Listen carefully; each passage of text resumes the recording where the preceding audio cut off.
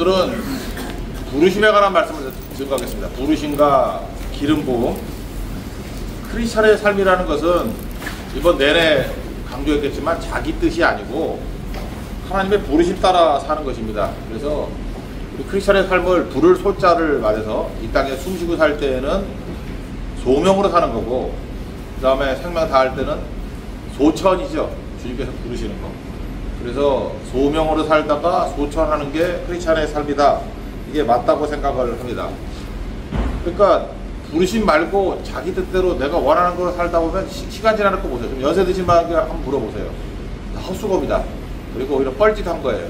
그리고 엉뚱한 곳에 가 있을 가능성이 훨씬 더 크다라는 것입니다. 복음서에 보면 예수님이 하신 말씀 가운데 제일 많은 게 뭐 사랑하라, 뭐 용서하라, 그게 제일 많은지 알죠? 그게 아니고 귀 있는 자는 들을지어다, 이게 제일 많아요. 30번도 넘어요. 그러니까 들으라는 것입니다. 소명. 부르심에 대한 들음이 중요한 거지. 제자들도 언제부터 인생이 바뀌었습니까? 주님이 오라 그러는 부르심 듣고 변화가 된 거 아니에요. 바울이 언제 변화됐습니까? 주님 부르심 받고 변화된 거 아니에요? 우리도 마찬가지라고요. 우리 인생이 변화가 되고 우리 인생이 업그레이드 되기 위해서 필요한 건 뭐냐 하면은 부르심이에요. 부르심. 그래서 죽어라 들어야 되는 거라고요. 그래서 안 듣는 크리스찬들은 없다라는 것입니다. 소아시아 7개 교회, 그 요한계시록 2장 3장에 보면은 7교회가 나오지 않습니까? 그때 거기도 마찬가지예요. 귀 있는 자는 성령께서 교회들에게 하시는 말씀을 들을지어다. 다 패턴이죠. 7개 다. 그러니까 뭐예요? 교회가 할 일이 뭐예요? 듣는 거라니까요. 그래서 지금 아침에도 우리가 지금 뭐 하는 겁니까? 듣는 거라고. 부르심이 뭔지. 그래서 우리 크리스찬들은 하여튼 병적으로 매달려야 되는 게 뭐냐 하면 부르심이 뭔가, 부르심이 뭐예요? 하나님의 뜻이죠. 하나님의 뜻이 무언가, 하나님의 부르심, 하나님의 뜻, 그거에 매달려 사는 것입니다. 하나님의 뜻은 이루어질 거이고 아닌 것은 별짓을 다 해도 절대로 이루어지지 않는다. 이게 부르심, 이게 들음이 되게 중요한 게 뭐냐면, 운동 경기 저 좋아하는데 뭐 축구 경기가 특별히 그런 것 같아요. 축구 제일 큰 거는 뭐 미식축구 그런 거죠. 묘한 게 뭐냐 하면 해프타임 끝나고 난 다음에 경기력이 확 바뀔 때가 있어요. 왜 바뀌죠? 감독의 음성을 들었기 때문에 그래요. 탁월한 감독은요, 한번 작전 타임 하고 난 다음에 바뀌어요. 그죠? 전반은 지다가 후반에는 어떻게 같은 팀 맞아? 할 정도로. 왜 그렇죠? 여러분 훈련이 뭔지 아십니까? 훈련은 감독의 음성을 듣고 변화될 줄 아는 방법, 그걸 아는 게 훈련이라고요. 그러니까 훈련이 잘 돼 있다는 건 뭐예요? 만약 여러분들하고 저하고 축구를 한다 그러면 제가 감독인데 백날 얘기해봐야 여러분들은 말귀를 못 알아듣죠. 일단 실력이 안 되니까.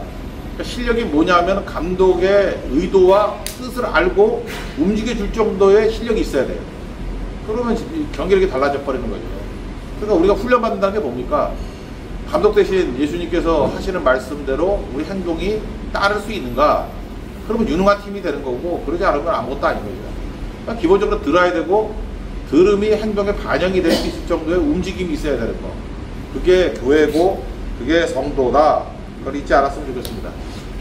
부르심에 대한 확증이 뭐냐 하면 기름 부음이에요. 1절에도 보니까 사울에게 기름 부었다 그러죠. 기름 부음이 내가 불렀다라는 것에 대한 확증.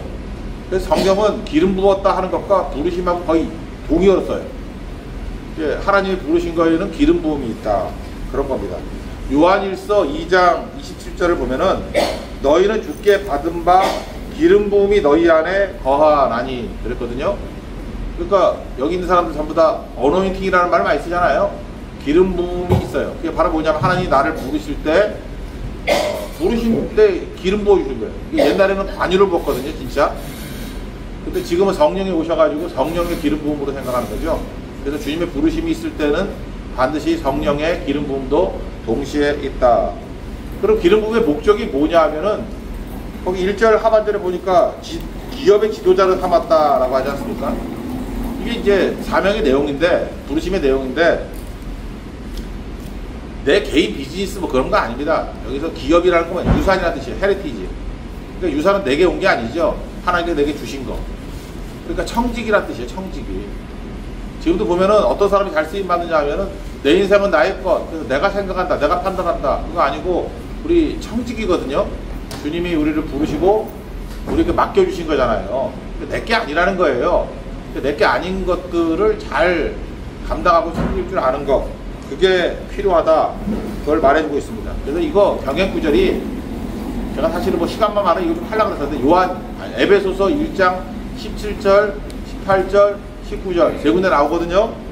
거기 뭐라 하냐면 지혜와 계시의 영을 주사. 지혜와 계시의 영이 뭐야? 성령의 기름 부음이겠죠? 하나님을 알고, 그러니까 부르심이 뭔지 알고 똑같은 뜻이에요. 부르심과 기름 부음이 같다라는 거예요. 지혜와 계시의 영을 주사 하나님을 알고. 그러면 부르심과 기름 부음이 있으면 하나님을 알게 되는데 뭘 알게 되느냐? 세 가지거든요. 세 가지인데 부르심의 소망. 도대체 부르심의 목적이 뭔가 그걸 알아야 되는 거고, 기업의 영광 두 번째는. 그러니까 이 청직이 되면 영광이 얼마나 큰 건지를 알게 될 것이고, 세 번째는 베푸시 능력. 이거 할 때 하나님께서 능력을 그때그때마다 부어주신다는 거예요. 노래 못하는 사람은 음치라 그러죠. 춤 못 추는 사람은 몸치라 그러죠. 음치도 괜찮습니다. 괜찮고 단소 못 분다고 천국 못 가고 그러는 거 아니에요. 그죠? 괜찮습니다. 소리가 안 나는 거 어떻게 해. 단소 문제지 본인이 문제야. 그죠? 그걸 치라 그러잖아. 치라는 게 무슨 한자 뜻이 뭐예요? 어둡다예요. 어둡다. 그죠? 그래서 음에 대해서 어두운 걸 음치라 그러고, 몸에 대해서 어두운 거를 몸치라 그러고, 그런 거 아니에요? 이런 거 돼도 되지만 결코 영치가 돼서는 안 돼요. 영이 어두우면 안 되잖아요. 그러니까 지혜와 계시의 영을 주사 하나님을 아는 거 밝히 알아야 돼요. 밝히 알아서 영치가 돼서는 안 된다. 그런 거죠. 뭐 영치가 되지 않는 방법, 오늘 사울 왕을 부르시는 모습을 통해서 하나님의 부르심의 확증이 뭔지 세 가지 살폈으면 좋겠어요. 우리도 마찬가지로 우리를 부르실 때 어떻게 부르시는가? 하나님의 부르심이 확증하는 방법이 뭔가? 첫 번째는 여기 보니까 상시를 통해서 하나님께서 우리를 부르셔요. 아버지 나귀를 잃어버렸죠. 암나귀가 큰 재산입니다. 재산이니까 아버지가 야 나귀 찾으러 가. 그래서 며칠 동안 찾았는데 못 찾았죠. 그러다가 뭐 두 사람 만나고 세 사람 만나가지고 해결되는 문제가 있는 거 아닙니까? 그러니까 상실과 회복을 통해서 주님께서 우리를 부르신다라는 거예요. 그래서 어찌 보면 우리가 뭘 상실했을 때 하나님의 부르심의 타임일 가능성이 커요. 그때 주님의 음성도 들려주시고 확증도 주시고 하는 것들이 있다라는 것입니다. 이게 뭐가 있을까요? 여러분 재산상의 문제도 있는 것 같아요. 어떤 사람의 사업이 망하든지 갑자기 가난해지든지 그때 부르심이 많이 있는 것 같아요. 신학교 가보면 다 알아요. 다 망해서 왔어. 신학교 가보면요, 요즘에 모르겠어요. 다 망해서 왔어. 망해서. 그래서 제가 스토리를 다 알아요. 어떻게 망해서 온지.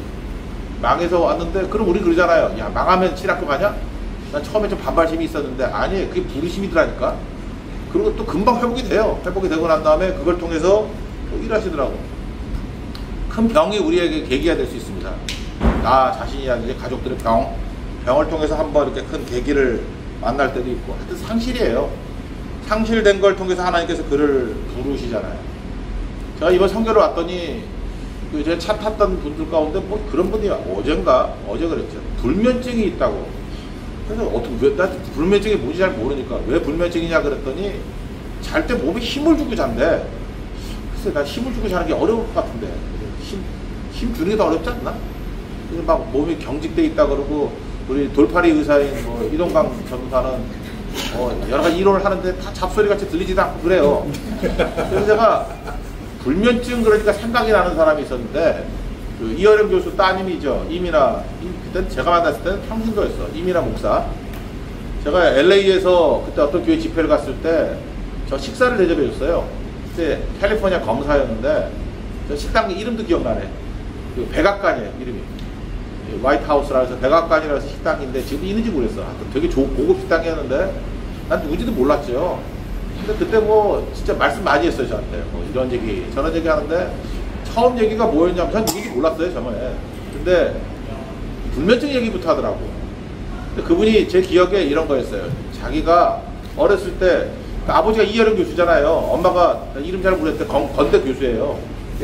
부부 교수 딸이니까 뭐 머리 좋았겠지. 근데 공부 제일 잘했대요. 공부 잘했고 두 번째 믿어지진 않는데 되게 예뻤대요. 본인 말로 그래요. 자기가 공부 되게 잘하고 되게 예쁘고 그래서 되게 유명했대요. 근데 초등학교 때부터 불면증이 있었다는 거예요. 잠이 안 오더래요. 이유가 뭐냐? 자기 생각에는 아버지 사랑을 좀 받고 싶었는데 아버지가 한 번 안아줬으면 좋겠는데 안아준 적이 없대. 그러니까 아버지 사랑에 대한 그 굶주림이 제일 큰 것 같았어요. 어머니 얘기 별로 안 하는 것 같은데. 그러면서 자기가 볼 때 너무 힘들어가지고 잠이 안 오니까 아버지 그 서재 가면은 양주가 쭉 있었답니다. 그래서 14살 때부터 양주를 마셨대요. 조금씩. 그러면 한기가 없어지고, 한기가 차가운 기운이죠. 뭐 그런 게 없어지면서 잠이 오더래. 근데 그게 조금씩 늘기 시작해가지고 14살 때부터 먹기 시작해서 자기 알코올 중독됐대요. 술 아니면 잠을 못 자고, 그러니까 점점 잠이 안 오면 더 늘고 하다가 그렇게 돼버린 거죠.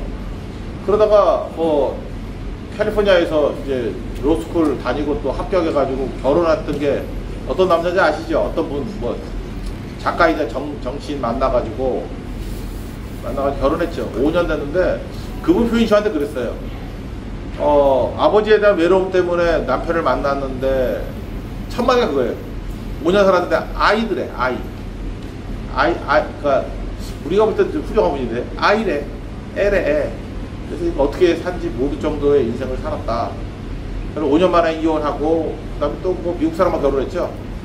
그다음부터 고난의 연속이래요. 이혼도 힘든데 그 제프리라고 생각나. 제프리 같아요. 같은 뭐 남편 이름이 그런 것 같은데 결혼해서 낳았던 아이가 눈에 암이 걸렸어요. 그리고 자폐가 있고 그리고 자기도 암에 걸렸고 자기 안 걸리고 난 다음에인가 내 기억이 그래요. 첫 번째 남편하고 있던 아이가 또 돌연사. 그래서 그분 표현이 그거더라고요. 이 에스겔서 47장 볼 때 기억이 나는데 고난이 자기 인생의 약재료였다고. 그걸 통해서 하나님 만나게 되고 변화되고 나중에 보니까 목사님 됐대. 목사님 되고 또 사역하고 굉장히 많은 일들을 했거든요. 제가 볼 때 그래. 이민아 목사의 인생에 있어서 그 고난 이후에 상실을 통해서 주님이 부르셨을 때 쓰임받은 게 훨씬 컸던 것 같아요. 내가 볼 때 이민아 목사의 최고의 열매는 죽어도 예수 안 믿을 것 같은 아버지가 믿었잖아요. 안 그렇습니까? 이어른 교수가 믿었다라는 거. 그거 제가 이전교회 있을 때도 한번 모셨었는데 뭐 칼 같은 분이에요. 머리가 뭐 팍팍 돌고.